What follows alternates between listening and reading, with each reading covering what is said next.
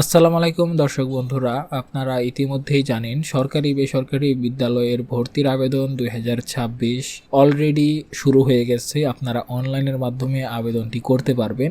আবেদন করার লিঙ্কটি হচ্ছে gsa.teletalk.com.bd। যাই হোক, এখনও যারা আবেদন করেননি তাদের জন্য আজকের ভিডিওটি। আবেদন করার আগে এই বিষয়গুলো আপনাকে অবশ্যই মাথায় রাখতে হবে। আপনার সন্তান অথবা আপনার আত্মীয়ের যে আবেদনটি আপনি করবেন সেই আবেদনটি যেন শতভাগ নির্ভুল হয় এবং ডিজিটাল লটারি পদ্ধতি পর্যন্ত যাওয়ার আগেই যেন আপনার আবেদনটি বাতিল না হয়ে যায়, সেজন্য ভিডিওটি শেষ পর্যন্ত দেখতেই থাকুন। প্রথমত, একটি আবেদনে 5টি বিদ্যালয় নির্বাচন করা যাবে, কিংবা কেউ যদি চায় সেক্ষেত্রে সে প্রতিটি বিদ্যালয়ের জন্য আলাদা আলাদা আবেদনও করতে পারে। দেখুন, 1 নম্বর নির্দেশনার মধ্যেই এটি কিন্তু উল্লেখ করা হয়েছে। একটি আবেদনে সর্বোচ্চ 5টি বিদ্যালয় আপনি নির্বাচন করতে পারবেন। তবে আপনি চাইলে একটি আবেদনে একটা বিদ্যালয়, পরবর্তীতে আরেকটি আবেদনে আরেকটা বিদ্যালয়, পরবর্তীতে আরেকটা আবেদনে আরেকটা বিদ্যালয়, অর্থাৎ 5টা আবেদনে পৃথকভাবে 5টা বিদ্যালয় আপনি নির্বাচন করতে পারেন, অথবা আপনি একটি আবেদনেই 5টি বিদ্যালয় নির্বাচন করতে পারবেন।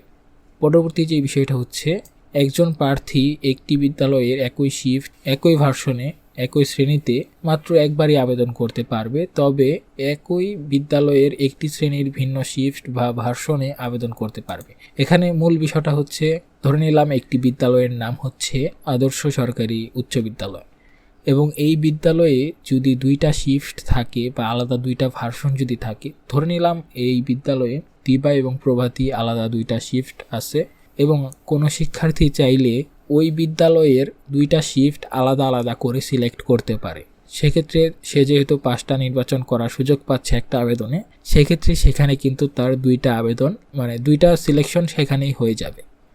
পরবর্তী যেই বিষয়টা হচ্ছে, একটি আবেদনে একই থানার 5টি বিদ্যালয় নির্বাচন করা যাবে। এখন ধরে নেওয়া যাক একটি থানা বা একটি উপজেলার মধ্যে 5-এর অধিক সরকারি মাধ্যমিক বিদ্যালয় রয়েছে।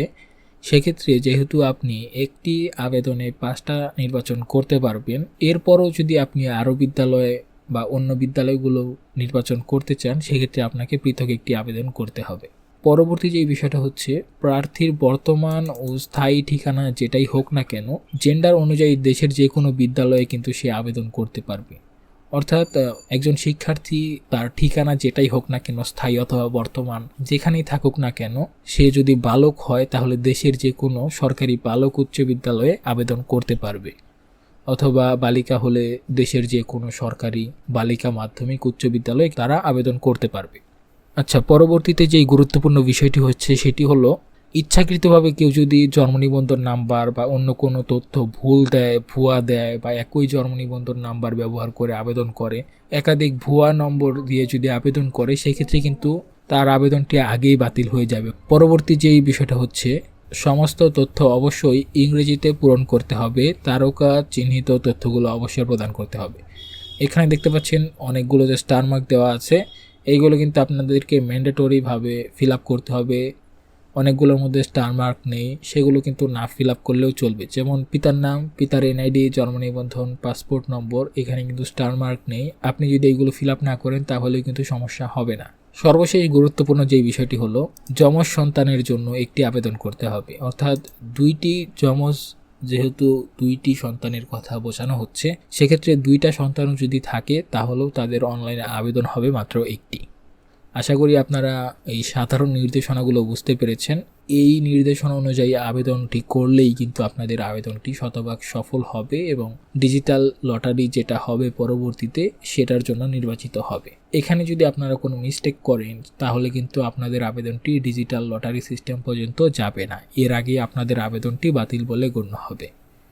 আশা করি ভিডিওটি আপনাদের উপকারে আসবে। দেখা হচ্ছে নতুন কোনো ভিডিওতে। ধন্যবাদ সবাইকে।